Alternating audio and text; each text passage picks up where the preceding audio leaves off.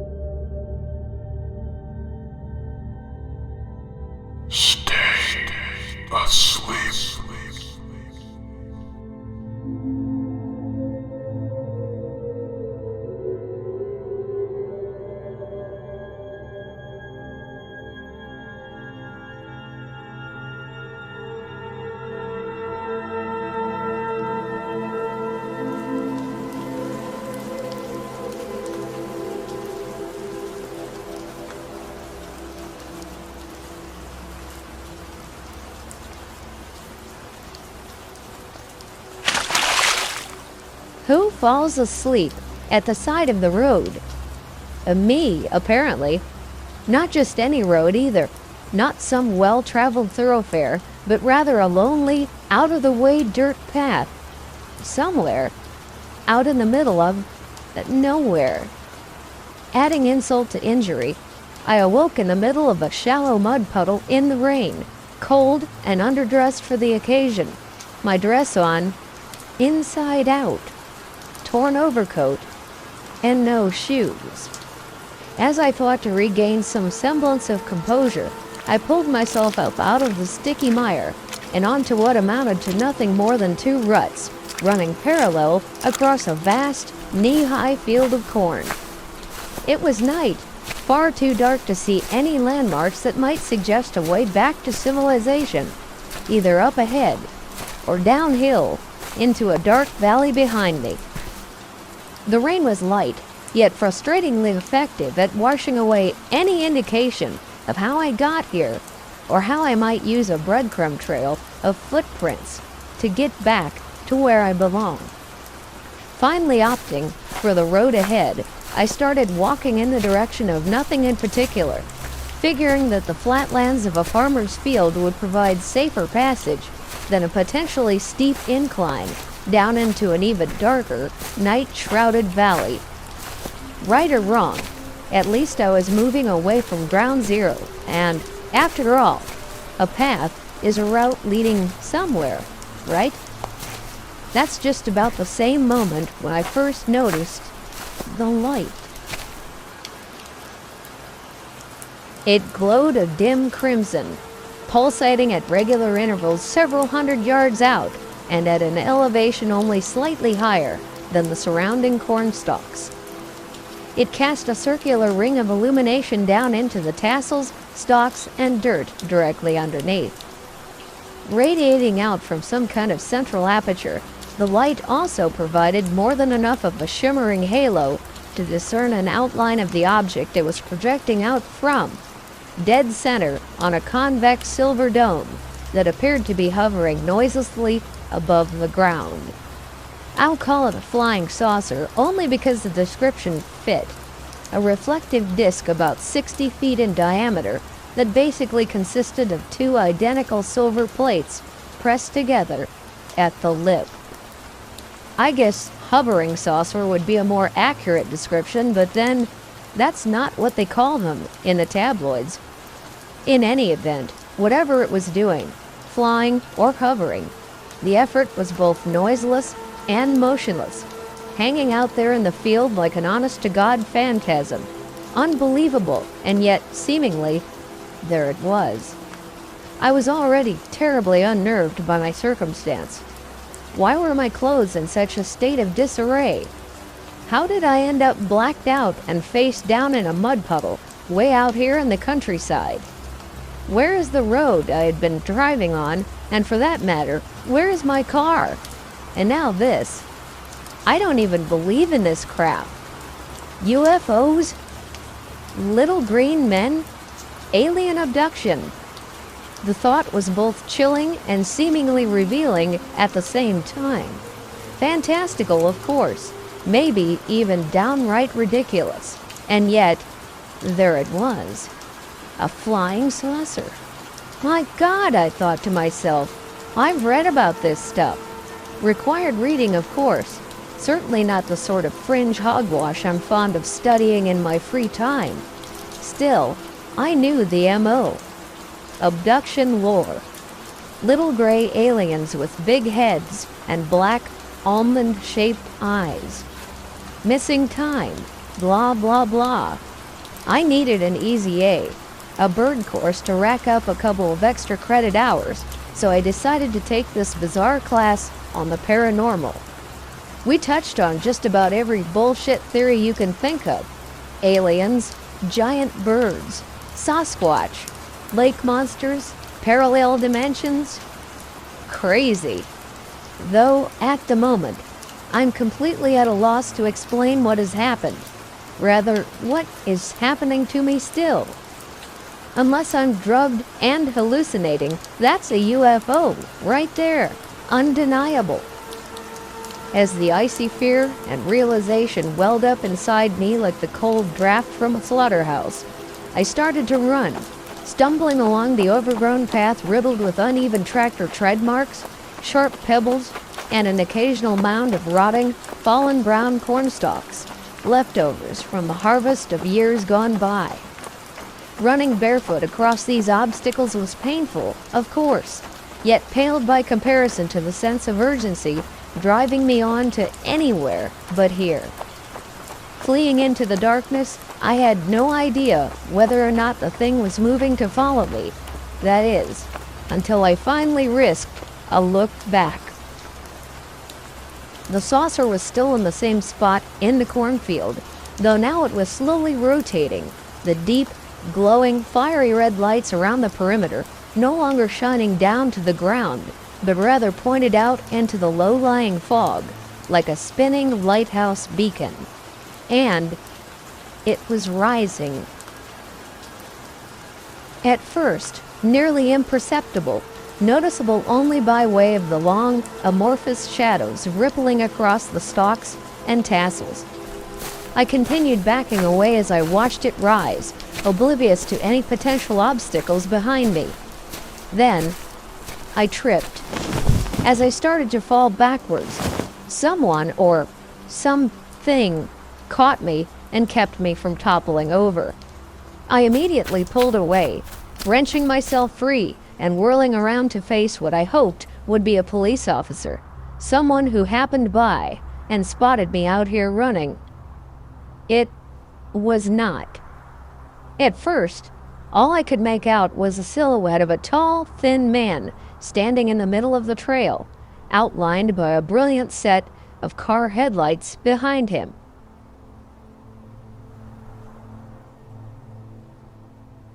Abigale Perrish has lost track of time.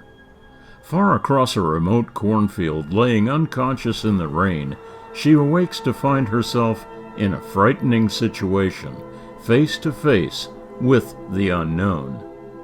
Miss Parrish doesn't know it yet, but what she has encountered so far, remembered or for the time being forgotten, is nothing more than a foreshadow of the terror that is yet to come.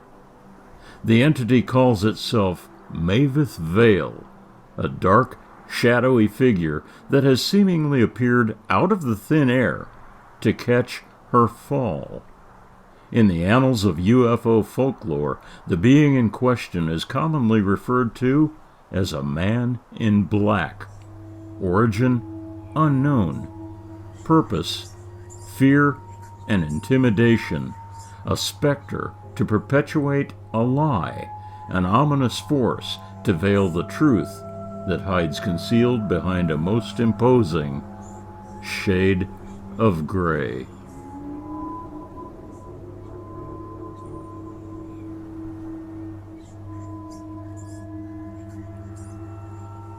Who are you? What do you want? I shouted. At first, the figure didn't respond at all, just stood there, motionless, his identity completely obscured by the intense rim light. What are you doing here? I went on. Please, I'm lost. Can you help me? If I could just find my way back to the road, to my car, or perhaps use your phone to call an Uber? Please, sir, I just want to get home, or maybe call 911. Tell the police there's a UFO out here. Bring in the National Guard or something. Apparently, there was something in what I said that caused a reaction. The man gestured with his outstretched arm back in the direction behind me.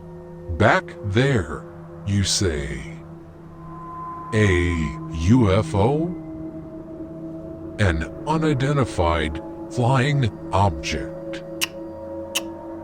I heard a strange sound that I decided must be him clicking his tongue on the roof of his mouth. You don't actually believe in that sort of far-fetched mumbo-jumbo? I suppose I should have been relieved that he was actually initiating a conversation, but something about the tone of his voice was extremely unnerving, a kind of sing-song vibration that sounded, at least to me, emotionless and monotone, like an AI robot. I know what I saw. It was undeniable. Right back down this dirt path, like two silver plates attached to each other at the lip, with a ring of glowing red portholes around the perimeter. In a very strange jerking motion, the man threw his head back and let out an otherworldly cackle, a booming laugh that seemed altogether artificial. Portholes, no less. He repeated. And I suppose that there must have been little green men looking out at you through those portholes. Like some kind of deformed cartoon character, the man's neck literally stretched forward away from his shoulders, like a jack-in-the-box, his head bobbing up and down just inches from my face. Corpse-white pallor framing what seemed to be painted-on lips, masking an unnatural smile. The hideous specter continued. Why don't you tell me more about these portholes? Were they round? Perhaps the shape of a crescent? There's not a cloud in the sky now, Miss Parrish. The precipitation has cleared away to reveal a brilliant moon in the starry sky overhead. Venus at peak brilliance. Are you certain of what you saw now? Are you absolutely certain that you saw portholes? In a wild state of adrenaline-fueled panic, I ducked beneath the shadowy, outstretched features and pushed the man out of my way as I ran blindly toward the headlights of his car and then veered past. On the way by, I noticed that the car was vintage, a jet black sedan with brilliant chrome trim and wide white wall tires. In the split second it took me to stumble into the corn stalks beside the car on the way around, I also noticed that all the windows were completely opaque and offered no clue as to whether there were other occupants concealed inside. Like the man himself, the car was equally unnatural, too clean, far too pristine to have rolled down a muddy pathway through a cornfield in the rain. No matter. All I could think about now was escape, to flee on foot as fast as possible across whatever was in my path. As the inky black cornrows raced by on either side of me, I realized that, at the very least, I had made the right decision by choosing this direction for my escape. A short distance ahead was the road, a dark band of rough asphalt that would intersect with my escape route, and there, a few feet distant from that very intersection, was my car, a welcome, recognizable sight, bathed in the moonlight. I had no idea whether the man and his strange black car were in hot pursuit. I heard no sound coming from behind me, no telltale crunching of tires on gravel or an engine revving. All that mattered now was getting behind the wheel and leaving this nightmare behind. The blacktop was easily traversable, and I crossed the space remaining to the driver's side without delay and quickly slammed the door shut behind me. It took several seconds more to find my keys when I remembered that for some reason my dress was on inside out. Ripping a button completely off the seam in an effort to reach the pocket, I quickly grabbed the keychain and turned the key in the ignition. To my relief, the engine turned over without a hitch, and I wrenched the car into drive and gunned my way off the shoulder in a spray of pebbles, started down the road, switching on my high beams along the way. The post-rain humidity was now manifesting as a thick blanket of fog that hung low in the ditches on either side of the road ahead and drifted in wisps across the blacktop for as far out as I could see.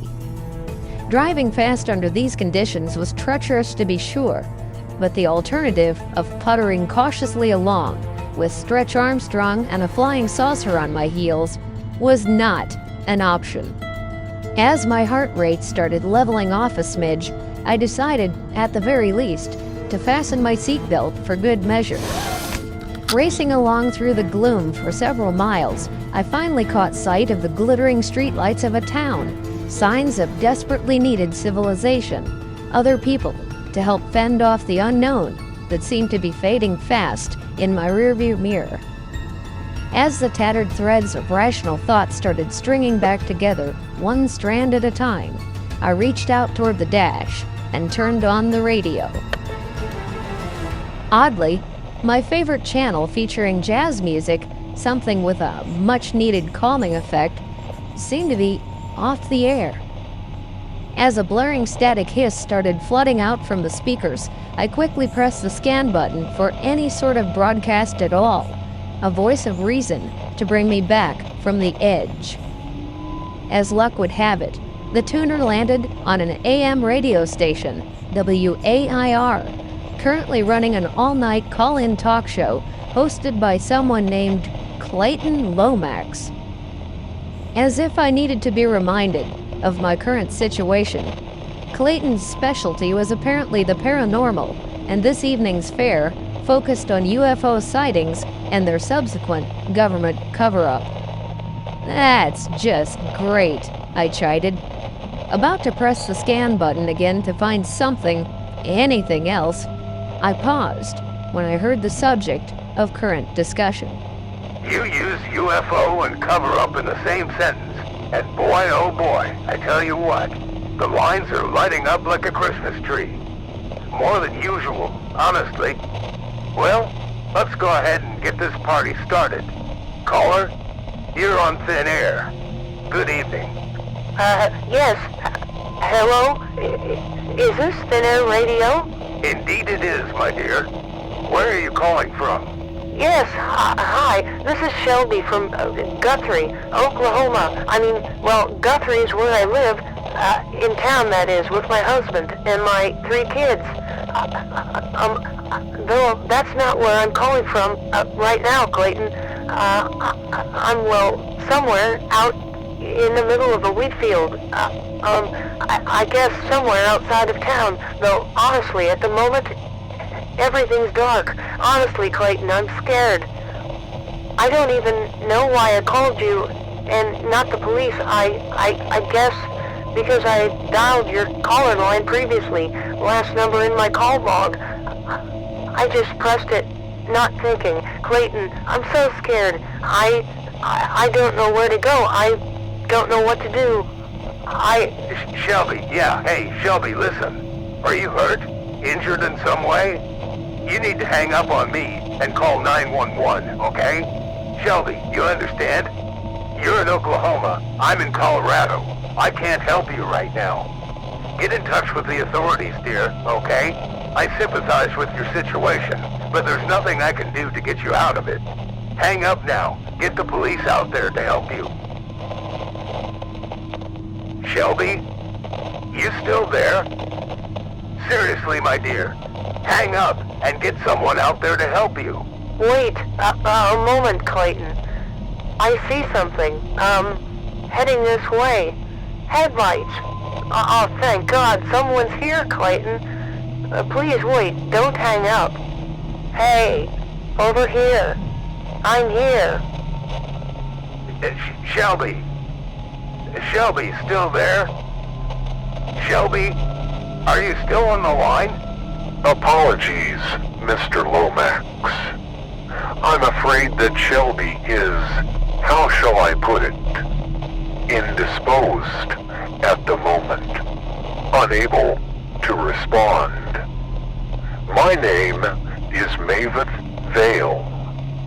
I have an important message for one of your listeners. Indisposed? Sir, this is quite troubling. From where I'm sitting, it sounds as though you've somehow silenced my caller in some capacity. I'm already in the process of tracing this call. I suggest that you provide me with some assurance that Shelby is alive, well, and completely unharmed. Ah, but Clayton, I could no sooner harm Shelby than reach through the receiver and come after you. You see, I'm not anywhere near Guthrie, Oklahoma. Now then, might I be permitted to impart my message? Sure, fine. Be my guest. Thank you. Now then, this message is for Abigale Perrish, a young woman currently speeding down a lonely stretch of state route, driven along by the notion that she has just encountered something she seems convinced to have been a flying saucer. Miss Parrish, I've already tried to dispel your fears. A crescent moon, remember? The planet Venus, perhaps. Surely, one of these more believable explanations are far more feasible than a UFO. Aliens from outer space? Come off it, my dear. I sat there then, frozen with fear, a white-knuckle grip on the wheel, dumbfounded by what I had just heard. I'm driving across the countryside in Ohio, not Oklahoma. Completely unnerved, I reached out to switch off the radio, but not before I heard the voice on Shelby's phone say, Abigale, I know. I pressed the button, and the radio fell silent, but somehow, in some way, the man on the call finished his sentence anyway. You're listening. Startled, I looked up, instinctively focusing my gaze into the rearview mirror. There, reclining in the back seat of my car was that man. No, not a man, not at all. Creature. Phantom. A shade, or what was it? Something I remember from that class I took? Shadow figures. some kind of malignant force, beings from another dimension, or perhaps the afterlife. Entities most commonly seen only on the fringes of peripheral vision. The same nightmare I thought I'd already awoken from. Mustering all the courage I could in order to keep from driving my car headlong into a telephone pole, I kept my eyes fixed on the road, focused on the dashed white center line to keep from fainting. What do you want?" I managed to choke out. I wasn't about to look back again, see that hideous white face staring back at me framed in the mirror. So when it responded, I literally lurched an inch or more up off the driver's seat. My purpose here is simple. To convince you that you didn't see what you thought you saw. Venus, Miss Parrish, not portholes on a flying saucer. An aberration of moonlight, distorted by the fog. Nothing more. By now, I'd reached the outskirts of town, a little backwater hamlet called Rendville, as plainly marked on a bright green sign at the city limit. At least now I had some idea of where I was, about 34 miles away from my home in Lancaster. About a block ahead, I caught sight of a gas station, a couple of old-style pumps and a small wooden shack, unremarkable but still, open and brightly lit, a seemingly adequate place to drop off my unwanted traveling companion. As soon as the car came to a stop, I shifted into park and jumped out. Turning and then backing away several steps, I shouted, "Get out! Right now! Whoever or whatever you are! I want you out of my car. Then I'm calling the police and telling them where they can find you and pick you up." I never heard the sound of the car door opening. Maybe, in my panicked state, I simply missed it. Nevertheless, the man was now standing outside next to a stack of tires, unmoving, that same awful smile still slashed across his face. As I looked on in fright, the man raised a shop mechanic's drop light, essentially a long cord with a light bulb on the end, surrounded by a metal cage with a hook on top. It looked for all the world like he was holding up a microphone to his lips, preparing to sing, "A candy-colored clown they call the Sandman." He switched on the light, illuminating his gaunt, cadaverous features, and said coldly, No one will believe you, Miss Parrish. Best to simply let bygones be bygones. No saucer, no aliens, nothing out of the ordinary. For the first time since I encountered him, the man seemed, somehow, less threatening. His shoulders were hunched over and sagging, as if he'd just finished running a marathon. I must go now. He said slowly. My energy is low. I must be recharged. Without another word, the man let go of the light and let it fall with a loud clank to the ground, then turned and awkwardly shuffled off into the darkness beyond the gas station lights and was gone. As I stood there, unmoving, terrified beyond reason, the station attendant stepped out of the shack and walked over to where I was standing. Ma'am, are you okay? It took me a moment to acknowledge that he was there, but finally I said, "That man, did you see him?" The attendant looked around the grounds and shrugged. No ma'am, didn't see him. Who was he? Someone bothering you? I scoffed. "You might say that. He rode here in the back seat of my car." I looked around nervously. "I'm not staying. I want to put as many miles as possible between him and me. Would you do me a favor? Call your local police department and have him picked up. He's a menace. His only purpose seems to be intimidation, and I don't want him frightening anyone else the way he's frightened me. Please, sir, could you do that?" The attendant removed his cap and scratched his head. Sure, lady. I suppose I could call Earl. That's, the local sheriff. Have him come on out and take a look around. Though whoever this fella was, don't look like he's here anymore. I was already back in my car and fastening my seatbelt. Just do what you can, please. With that, I stomped down hard on the accelerator, squealed the tires, and sped off down the road through town. Renville doesn't amount to much, and a moment later I was back out in rolling dark hills of absolute isolation. On the way out of town, I spotted the dark, crumbling ruins of the abandoned Renville Public School building, and the fear threshold ratcheted back up a notch. No place I'd want to run across my persistent man in black. Heading back out into lonely territory again wasn't what I would have preferred, but further and further away from my unwanted carpooler was now my single-minded goal. The dashboard clock glowed out brightly from behind the steering wheel and clearly displayed the current time to be 11:13 p.m. Even when I did come upon another town, someplace with a more sizable population, finding someplace open at this hour was going to be a bit of a challenge. Still, it was a worthwhile question to ask my remaining companion out here in the middle of nowhere. "Siri," I blurted out, "what is the next town on my current route?" Her reply was almost instantaneous. The next town on State Route 13 is Moxahala, Ohio, approximately 4.7 miles from your current location.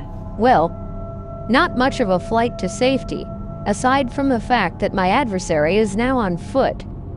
As long as Moxahala is graced with an all-night diner, and I believe that it is, a cup of black coffee would be just what the doctor ordered. Then I noticed something else that wasn't quite right. Well, maybe that's an understatement. While the clock in my car now indicated that it's 11:17 p.m., 4 minutes later than the last time I checked, my phone said it was 2:17 a.m., 3 hours later. I'm certainly not tech-savvy, but I believe that the clock on a smartphone relies on the connection to my mobile carrier for accuracy. Unlikely to be the one that's wrong. For some reason, my thoughts immediately returned to my dress, on, inside out. "Oh my dear God," I said aloud. 3 hours of missing time.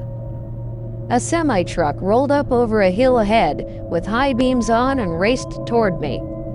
My knee-jerk reaction should have been to swerve closer to the shoulder, but for some reason, I just slammed on the brakes and skidded sideways across the road. The truck nearly clipped me on the way by, air horn blasting, but it didn't matter.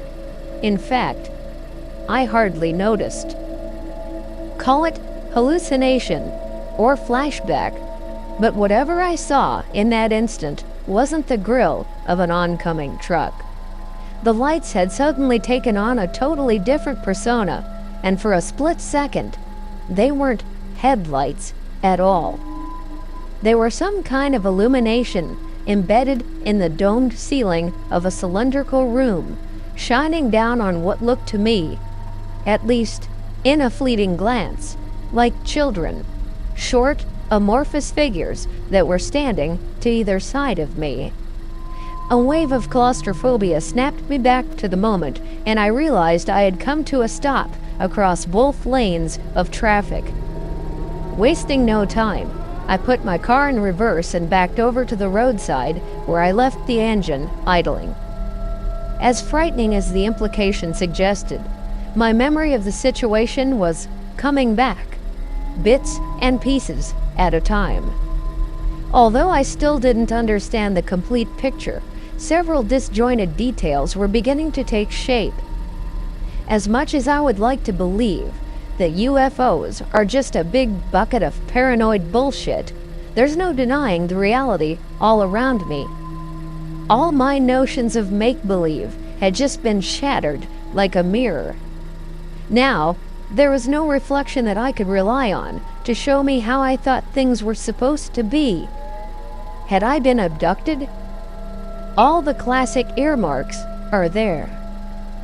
With a sense of utter vulnerability welling up inside me like a tidal wave, I gunned the engine and sped off once again, though not before I happened to glance out the passenger side window. Sure enough, there he was, leaning against a mile marker with his thumb extended like a hitchhiker, looking back at me with that same gruesome lipstick-painted grin, spread ear to ear. "Go away!" I screamed as my car lurched back on the road, careening in a dangerous string of fishtails on the damp pavement. As I regained control with my fingers clamped to the wheel like a vice, I thought to myself, how the hell did he catch up to me? The gas station in Renville was miles behind me. Had he hitchhiked from there? Who, in their right mind, would stop to pick up a fiendish-looking creep like that? Even more alarming, was he perhaps an alien himself? Was the saucer still pursuing me, even now? I cautiously looked up through the windshield for some kind of object pacing my car, but saw nothing. Only the vast of night, a blanket of stars shining down from the blackness of space. Of course, any logical explanation of my pursuer's identity had become far less likely.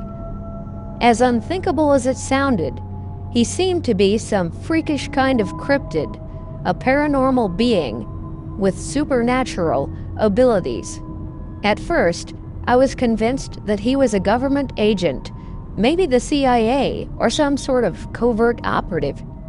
That wouldn't even begin to explain his seeming ability to appear out of thin air. All of this added up to only one indisputable fact. I'm afraid, very, very afraid of him, of this whole damn situation. I quickly made a sideward glance into the rearview mirror. Oh, thank God, I whispered aloud. He wasn't sitting in the back seat like before. Finally, several miles further on, I passed a road sign announcing my arrival in Moxahala, and I felt myself start to breathe a little easier. No sooner had things started looking up, I caught sight of a dark field of headstones that was the Moxahala Cemetery, and my heart sank. Feeling even more lonely and isolated in the company of the dead, I absent-mindedly switched on the radio again, needing the sound of another human voice. The WAIR talk radio show was still broadcasting, and for some reason, Clayton Lomax sounded unusually distressed. Apparently, he was on the phone with a caller who was right in the middle of something big that was just now unfolding. Yeah, Clayton, they just buzzed me again. 2 of them. Way below safe altitude out here in these parts. F-22 Raptors, I think. There was a silence for an instant. Then Lomax replied, Raptors? Are you sure? Are they in pursuit of the object? The caller took a quick breath and said, Yes, sir, they do appear to be, definitely, F-22s. I was, in the Air Force for Enduring Freedom. Seen plenty of these birds up close and personal. Probably scrambled out of Dayton at Right Pat. They're dogging the object, that's for sure. I listened, glued to the show, disbelieving, suddenly aware that all of this was unfolding somewhere in my own backyard. Oh, sure. Moxahala was more than 130 miles from Dayton, but still, it hardly seemed coincidental. All at once, a brilliant row of rotating red lights appeared over a rise in the distance, spinning like a tilted Ferris wheel, in my direction. Coincidental? No. This thing was what I had witnessed hovering out in a lonely cornfield back down the road. I pulled my car to a stop, rolled the window down, and switched off the lights, but left the key turned so the radio stayed on. Sure enough, a saucer-shaped craft glided over the tops of the tassels and passed by directly overhead, heading out over the bleak cemetery grounds. there was an unusual electrostatic crackling, accompanied by a low, ominous rumble as it went by, and little by little, my hair levitated around my face with glowing wisps of electricity dancing between the strands. The entire encounter would have been almost etheric and peaceful had it not been for a pair of fighter jets that came screaming by seconds later. "Dear God," I shouted, "this is what I'm listening to on the radio." The roar of the jet engines was deafening as they crossed over the road, the afterburners, or whatever they're called, pushing down a long, sweeping swath of corn stalks as the air was displaced in their wake. By the time I could finally hear the broadcast again, I made out the caller shouting, They just crossed Route 13. I can't follow them out into the field anymore. as if on cue. An old Ford pickup truck came barreling down the road out of Moxahala and swerved with screeching tires to avoid colliding head-on with me. Realizing I'd stopped my car in the middle of the road once again to watch the air show, I quickly turned over the engine and wasted no time heading into town.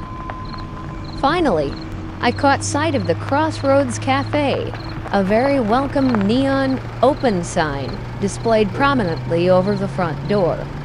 My car rolled to a stop in the gravel parking lot behind the building, and I wasted no time getting inside.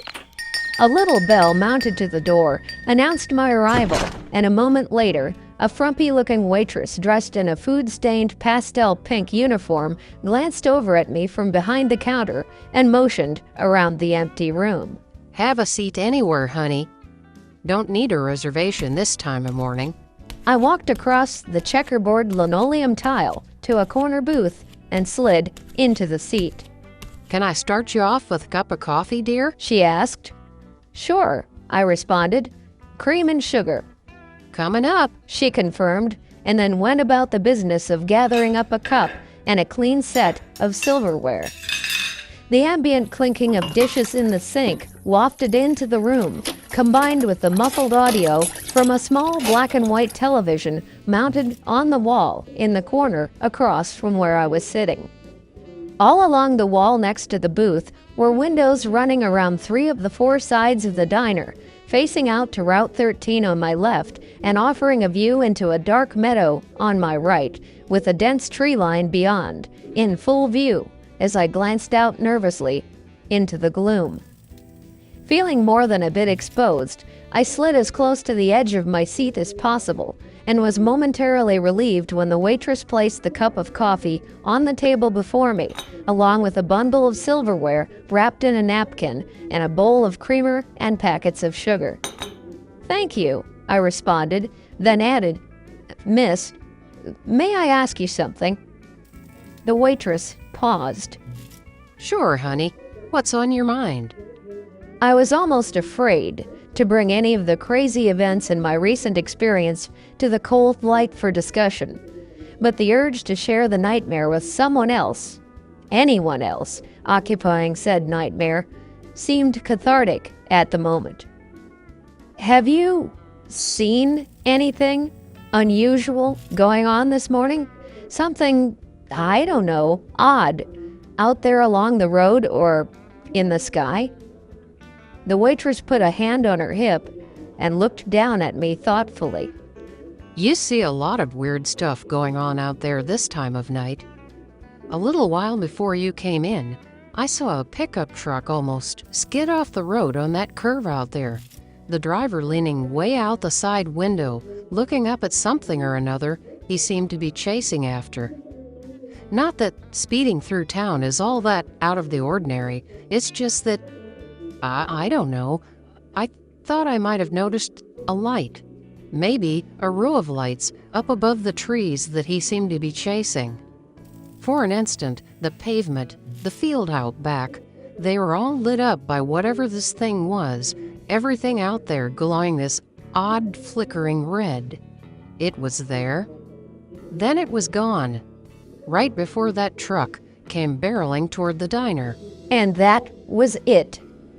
Confirmation that all of this is real. Neither comforting nor alarming, just vindication of something that should not be, but seemingly was. All too real. Come to think of it, The waitress added. there was something else. Earlier, just after midnight, out there on the windowsill, there was this barn owl. Didn't see it land there. It was just like, all of a sudden, it was perched on that ledge, looking in. She visibly shivered. I knew instantly that the vision she was recalling must have unnerved her terribly.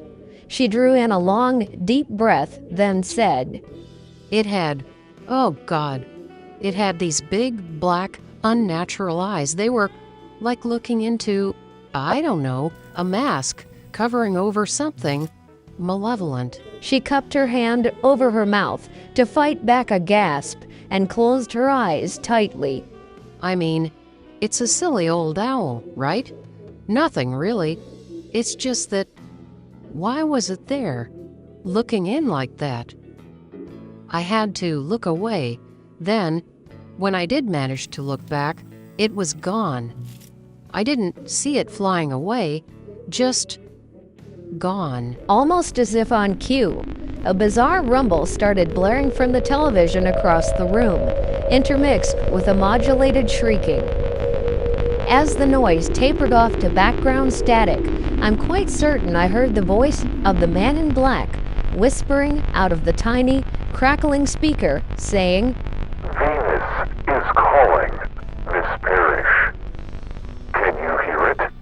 As I sat there, considering the frightening implications of the transmission and the startling similarity of this woman's story to my own run-in with the mysterious Shadow Man, the bell on the door suddenly rang out and nearly caused me to jump off the edge of my seat.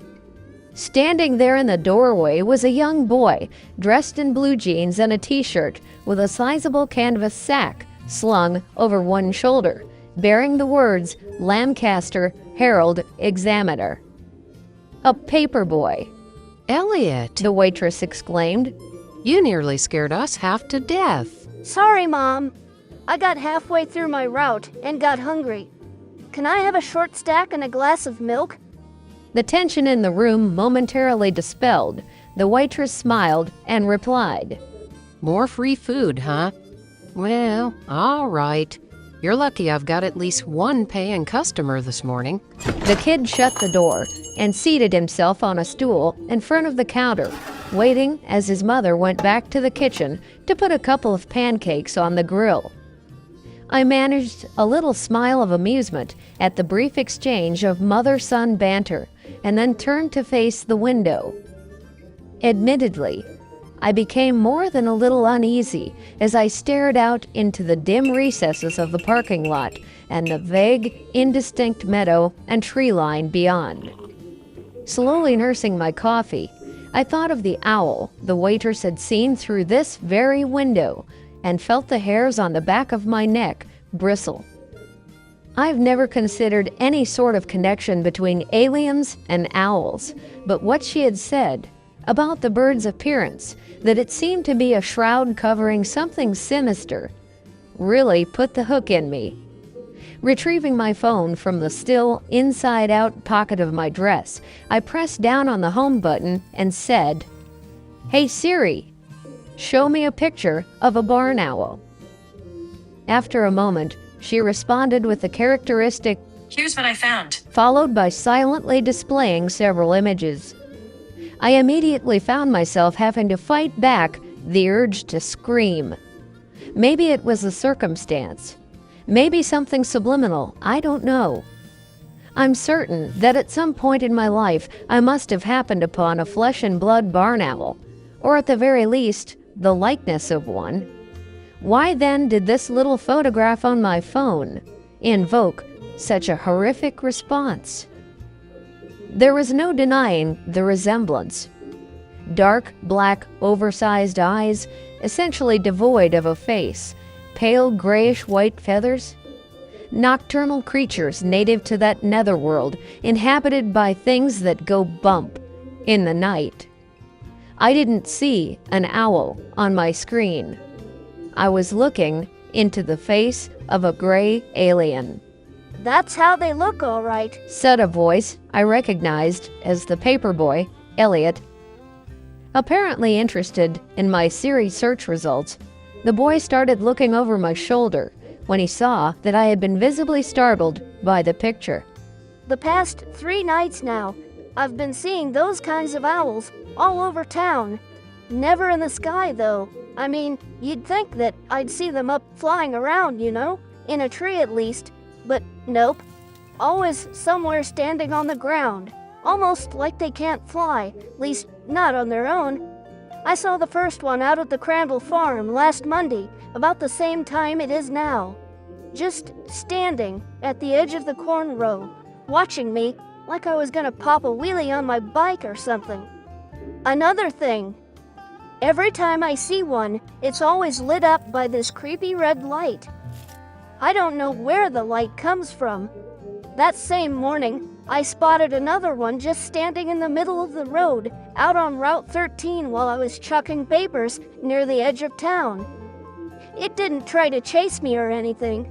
That one was weird too because the red light was there, just that it was shining on the owl from somewhere way up high, like a spotlight or a real strong flashlight beam. The next morning, I actually spotted a whole group of them standing next to the railroad tracks in the shadow of that big empty grain elevator out there across town. Then, there was what happened a little while ago. Did you see the owl your mom was telling me about? I asked. The boy looked conflicted. Well, not exactly. I mean, I saw something, he said, gesturing out the window. Out in that field back there. Mom was sitting where you are now, and I was here. She was busy giving me grief about my last report card when I saw her look outside. She got really quiet and got this really scared look on her face. She saw the owl? I asked. Elliot shook his head. Well, at first I'm not so sure. I was telling her about the owls I'd seen on my route, so I think that's what she decided she saw. I couldn't understand why she'd get so freaked out about a bird. See, she didn't say it was an owl when she first spotted them. She asked me if I saw the little gray men standing in the field. Oh God, I exclaimed. Did you see these men? He was trembling now. I saw the owl, right there where Mom said it was, looking in this window here. I saw other owls peeking out of the tall grass, and he inhaled sharply. I saw where the red light was coming from.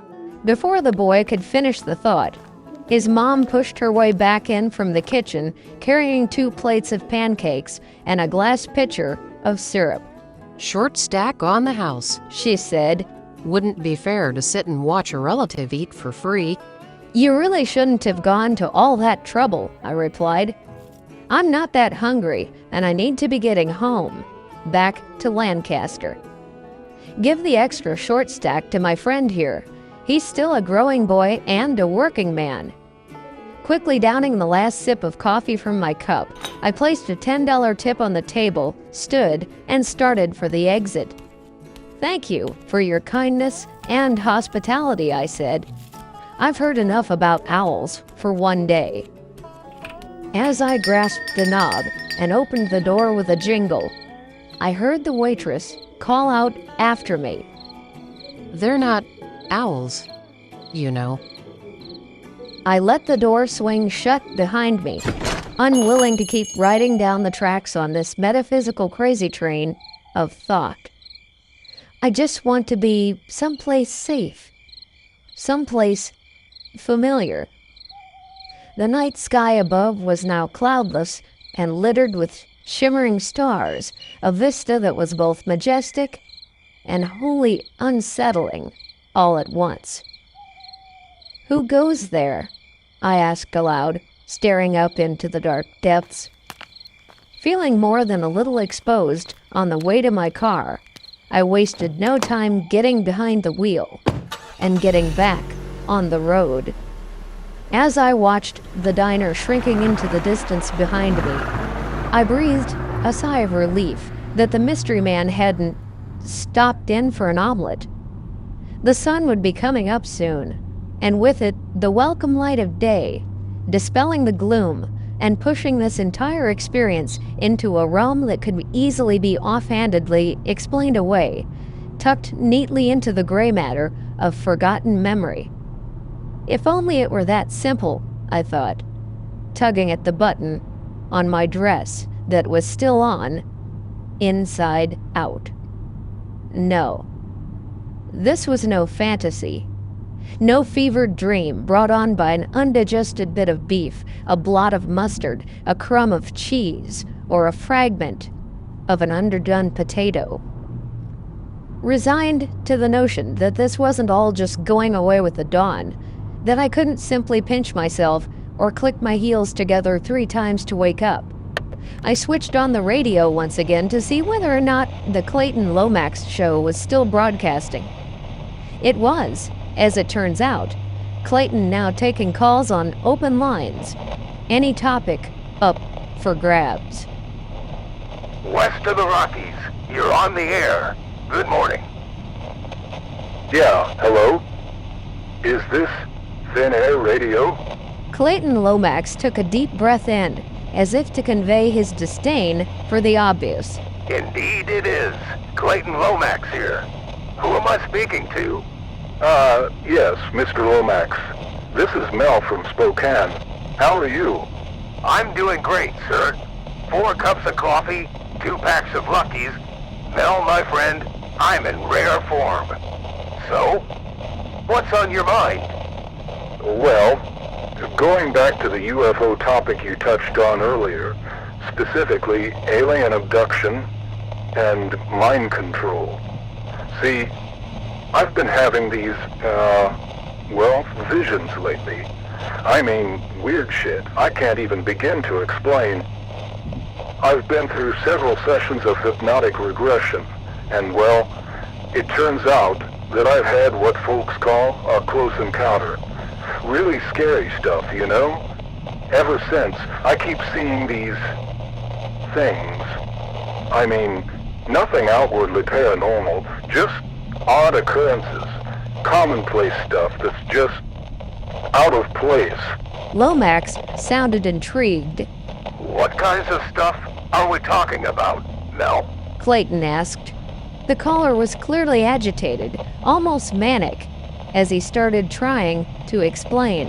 Well, like just the other day, I was at the airport, you know? Spokane International.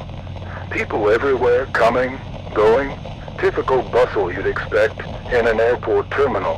Lots of noise, arrivals and departures over the PA system. Then, all of a sudden, there was this, oh God, this tone and static, you know, like tuning a dial on an old shortwave radio. Crazy, disjointed whines and crackling static. Only, near as I can tell, no one else in the terminal could hear it. If any of them did, certainly someone would have reacted. For a moment, it was almost deafening. Then all at once came a voice, like a whisper in the noise, that simply said, "Stay asleep." I recorded the whole thing on my phone. I can play it if you like. Clayton was obviously surprised. So, let me get this straight. You're hearing and recording this sound, and yet nobody else hears it or reacts to it? Damn. This is even giving me goosebumps. Yeah, sure, Mel. Play it back. All right, Clayton. Here goes.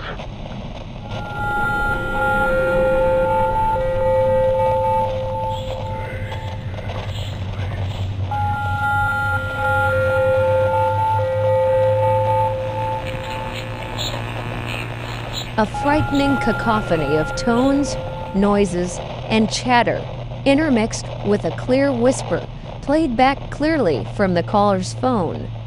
Once the recording was finished, Mel continued with his story. About that same time, I looked out across the aisle near one of the airport gates, and there was this old woman just standing there, looking back. I mean, looking straight at me. She was holding up this antique, tarnished metal-framed mirror, holding it so the glass was facing out in my direction. There was just something not right about her. The eyes cold, the face expressionless. I couldn't look away, like in a trance or something. I started walking toward her until I was close enough to look into the mirror. There was no reflection, like I wasn't there at all. I heard a final boarding call for my flight and momentarily turned away. And when I looked back, just seconds later, she was gone. Just gone. Clayton clicked his tongue on the roof of his mouth. Phew, that's quite a story, Mel. No idea what it might have meant? Why you didn't see a reflection in the glass? There was a brief silence. Then the caller went on. I keep thinking these odd occurrences are somehow tied to the missing time. The abduction. Lomax kept pressing for more. Now you're saying occurrences, plural. I'm assuming there's more than just the old woman at the gate? Again, a long pause of dead air. Then, much more, Mr. Lomax, yes. Probably more than you have time to cover this morning. I was driving out on a very lonely stretch of two-lane highway now, a long, dark pathway leading me back to Lancaster. I'm not gonna lie, the program was upsetting me greatly, hitting a little too close to home right now. I twisted the dial, channel surfing until I finally landed on a station playing classic rock, and my tension level ratcheted down a notch. The miles ticked off a little easier now, and I found myself singing along to Nights in White Satin by the Moody Blues, the creepiness factor finally becoming background noise that was much easier to chalk up as nonsensical paranoia. Lunacy brought on by fatigue. At the end of the song, of course, I quoted the soliloquy to the last few lines. Cold-hearted orb that rules the night, removes the colors from our sight. Red is gray and yellow white, but we decide which is right and which is an illusion. Illusion. Now there's a moving target. Seriously? UFOs and the men in black? Get a hold of yourself, Abby. You probably put your dress on inside out, half asleep this morning. A pre-coffee snafu. I chuckled at the thought, at all of it, how ridiculous it was. No more easy A's for you, kid. Stick to what you can prove. As my car rounded a bend in the road, I spotted what seemed to be some sort of construction barriers up ahead, as well as a number of olive-drab military vehicles parked on the highway beyond, effectively blocking passage to where I so desperately wanted to be. Home. Rather than a direct confrontation, I opted to pull off the road at a distance, turn off my headlights, and wait. There were ambient noises, croaking frogs, crickets, a slight breeze blowing through the surrounding corn tassels, and something else. Helicopter rotors, distant thumping of what was most likely approaching air support for whatever event was obviously unfolding on the other side of a rise beyond where the cluster of armor-clad vehicles were situated. Walking distance? With my supply of adrenaline having long since been spent, I decided that since I wasn't getting home anytime soon, I might just as well risk capture to see what the hell was going on over that hill. Scattered trees and tall, uncut weeds along the roadside provided effective camouflage as I moved forward past the flickering barricades and alongside 4 heavily armored Humvees and a pair of shining black Mercedes SUVs. Several MPs were standing guard by the barricades, but didn't notice the crunching twigs and leaves beneath my feet, thanks to the now thunderous roar of the helicopters directly overhead. Searchlight beams crisscrossed the road, looking, I assume, for potential threats to the roadblock. Fortunately for me, the choppers both veered off and started backtracking before they spotted my car, concealed beneath a big oak tree where I parked it, effectively out of sight. Meanwhile, I pressed on until I reached the top of the rise, a vantage point from which I could plainly see the events unfolding that were being so effectively shielded from view. A long swath of corn had been flattened, the surrounding stalks on fire, burning completely out of control. There, at the end of this long smoldering gouge in the earth, and partially buried in a heaping mound of dirt, was a gleaming metallic disc with a ring of pulsating red lights lining the rim. Feeling a strange mix of vindication, amazement, and utter disbelief, I hunkered down in the tall grass and waited for what would happen next. The helicopters swooped down low over the nearest point along Route 13 to where the object had finally come to rest, and landed, their spotlights trained on the exposed curve of the ship, or whatever it was. Dozens of people, dressed head to toe in white hazmat suits, were hurriedly working to snuff out the fires surrounding the object, while a group of armed soldiers in black field uniforms stood with their guns drawn. The rotors on top of the idling aircraft created an eerie strobe light effect across the valley, and in that rhythmic flashing gloom, I could see that the choppers bore no markings or insignias whatsoever, just painted black, just as mysterious and as intimidating as the SUVs behind me that were guarding the roadblock. The longer I crouched there watching, the more it became apparent that this was all, essentially, what amounted to a cleanup crew, a strike team of sorts, here to erase evidence of the unthinkable.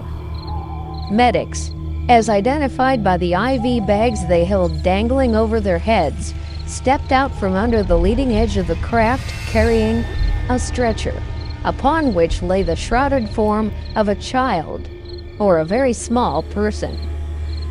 An alien? Oh, no, please, I choked out, gripping and tugging the hemline of my dress. On, inside out.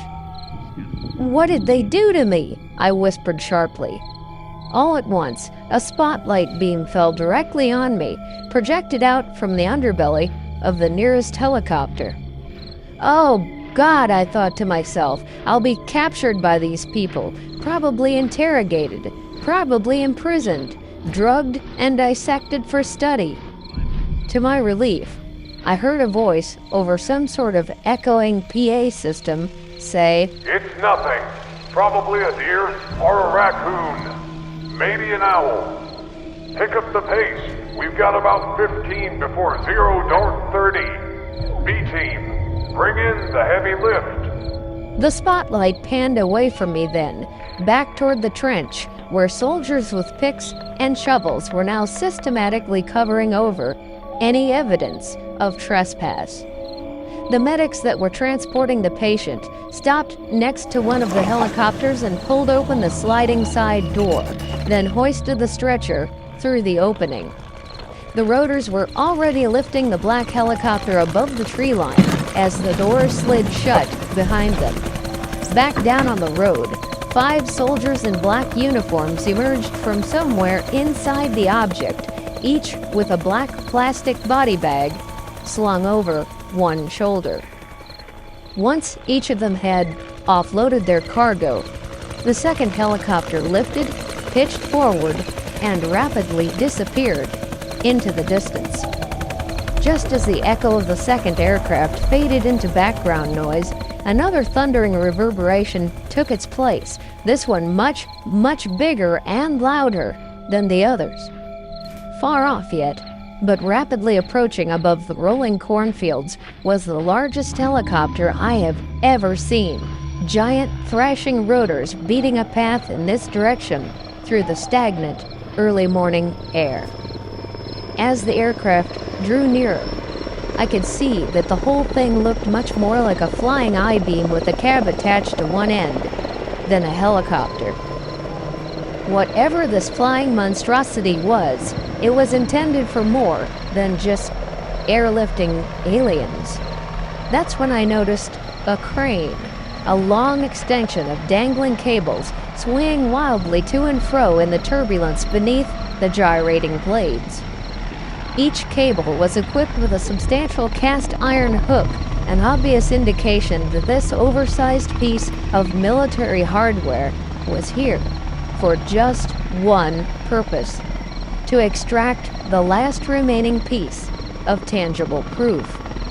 The entire operation didn't take long, almost as if it wasn't the first time this team had been called upon to tidy up a mess not dissimilar. Just as soon as the helicopter was in place, hovering directly over the smashed saucer, soldiers on the ground quickly pulled the cables around it like a sling, then draped a large canvas tarpaulin over the top, effectively concealing the mystery shrouded underneath. Not more than 30 seconds later, the giant chopper and its precious cargo were gone, as the saying goes, off to Never Never Land. I stuck around in the bushes for a little while longer to watch a big chunk of pitted rock get dumped into the divot where the saucer had come to rest, a perfectly plausible substitute for the truth. Just as my friendly neighborhood man in black had suggested. Nothing more than the planet Venus, after all.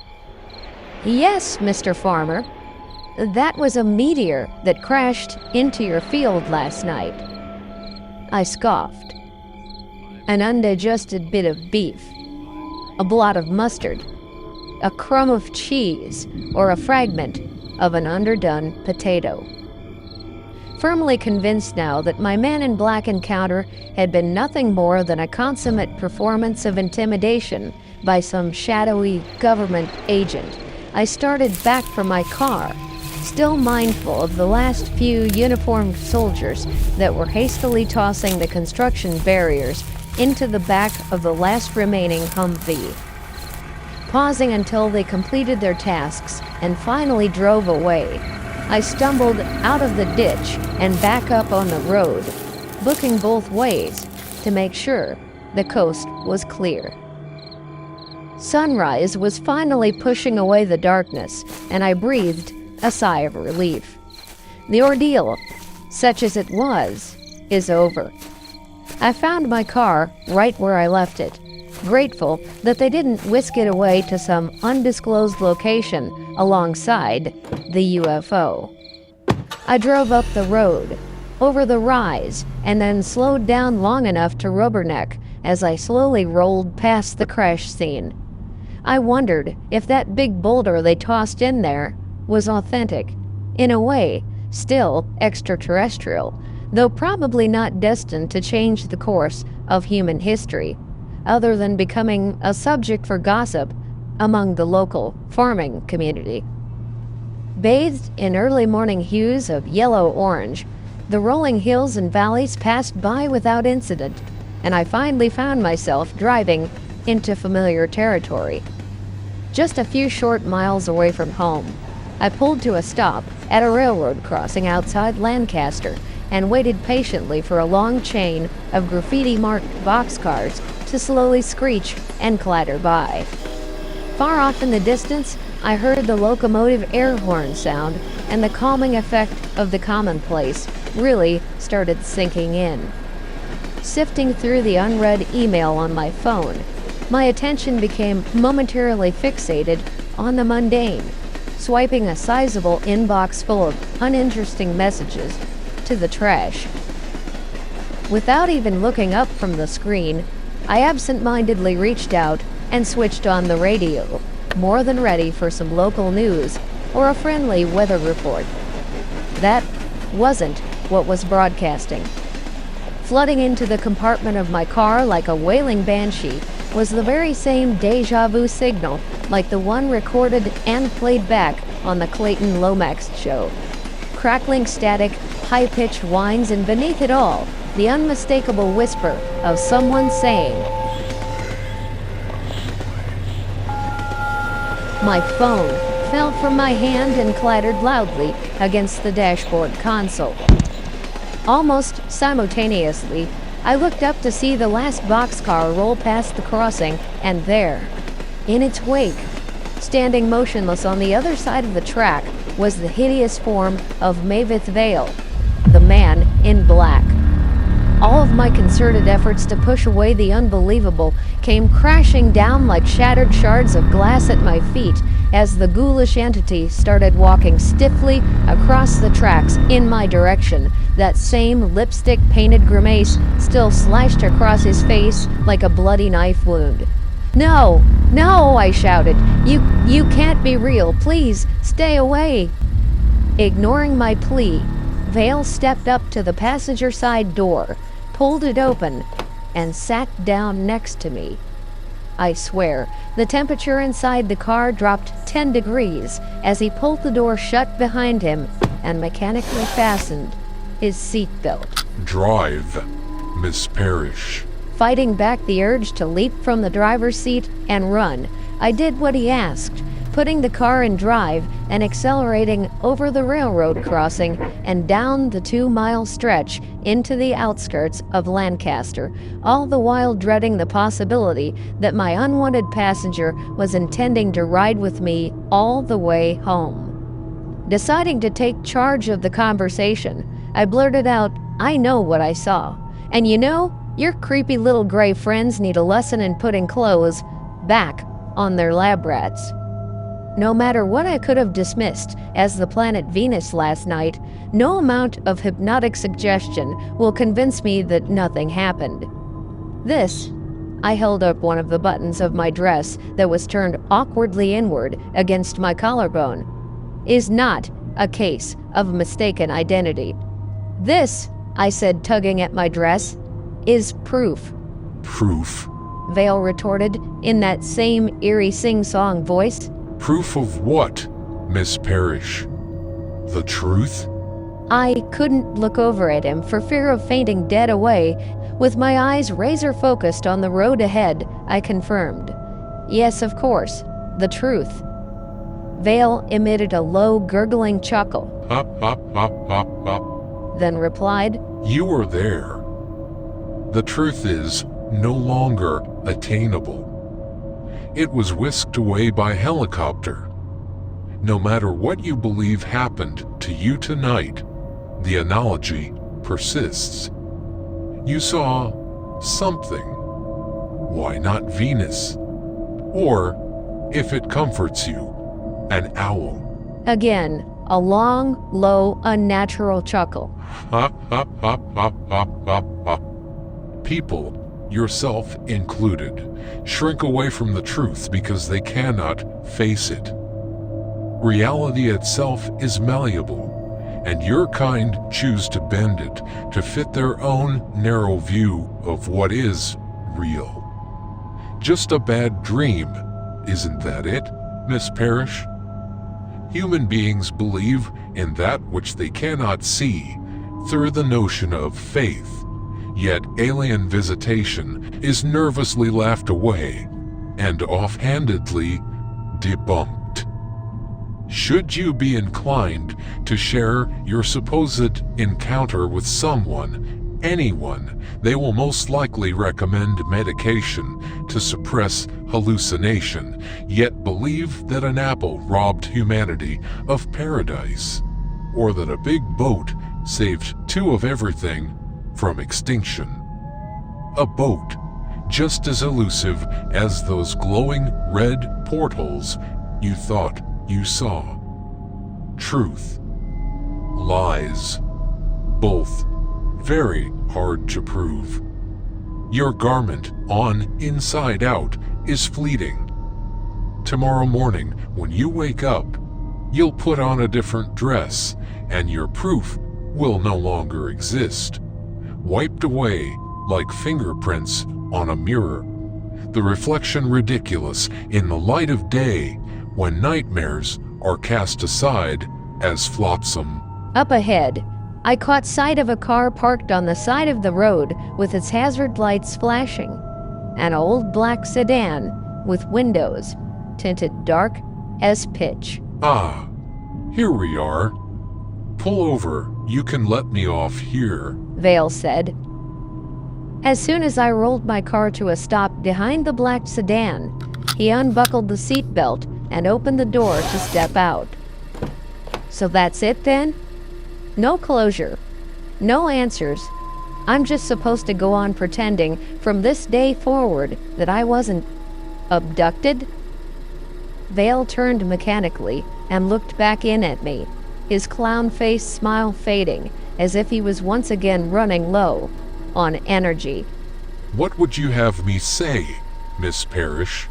I heard the sound of a car door opening, followed by an odd hiss of what sounded like escaping air. Looking out through the windshield, I saw that two more identically dressed men in black were now standing, unmoving, directly in front of my car. Alarmingly, both men didn't just resemble Vale. They were the spitting image of him, like clones, doppelgangers, shades of something unexplainable. I really must be getting back now, Vale said dryly. You won't be seeing me again. There is no need. The truth, the lies, all of it, swept beneath a rug woven by the liars themselves. I'd like to say that I'm sorry if I frightened you, but then, that is my job, after all. With that, he stepped clear of the car door and slammed it shut with what seemed to be a tremendous effort. He then joined his two identical counterparts, all three of them coldly staring back at me through the dashboard glass. Vale slowly, mechanically, lifted his arm and waved farewell. Then, one by one, each man walked slowly, methodically, back to the sedan and disappeared into the inky blackness inside.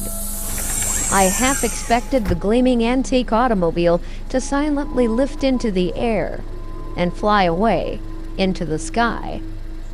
I was almost disappointed when all that happened was that the car started, turned around, and slowly drove back in the direction from where I had come. A moment later, the taillights vanished behind a stand of tall trees, and I finally breathed a sigh of relief.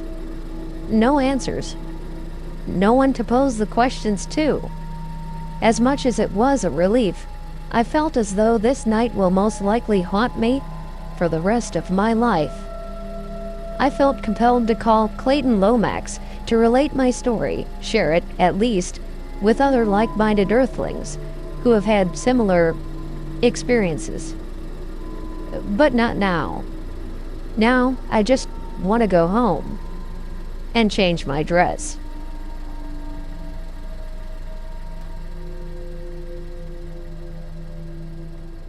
I saw a disc up in the air. A silver disc that wasn't there. Two more weren't there again today. Oh, how I wish they'd go away.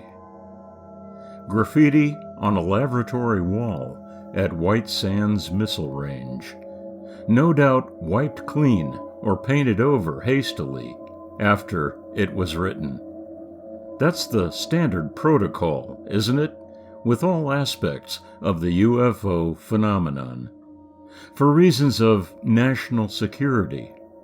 Project Blue Book was closed a long time ago. Whatever secrets left behind are not seemingly written in its pages, unless, of course, we could somehow read between the lines. There are more things in heaven and earth, Horatio, than are dreamt of in your philosophy. Miss Abigale Perrish would most likely agree with Mr. Shakespeare, though sadly, there has long since been a system in place to effectively hold said things at bay, pushing them back into the ether, the unseen nether region of thin air.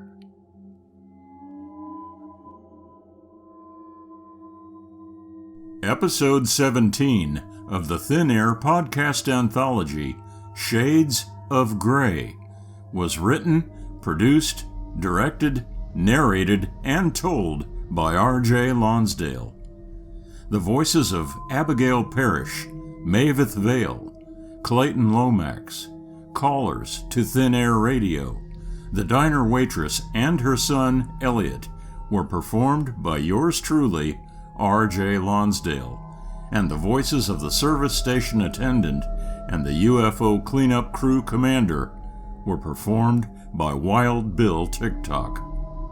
Audio production for this Thin Air episode by R.J. Lonsdale of Flyby Studios.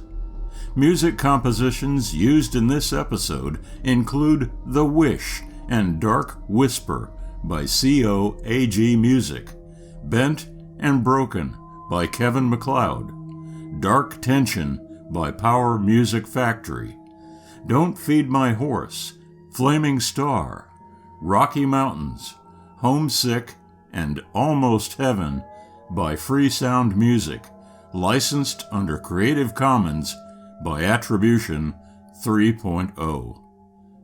This has been an R.J. Lonsdale Flyby Studios presentation.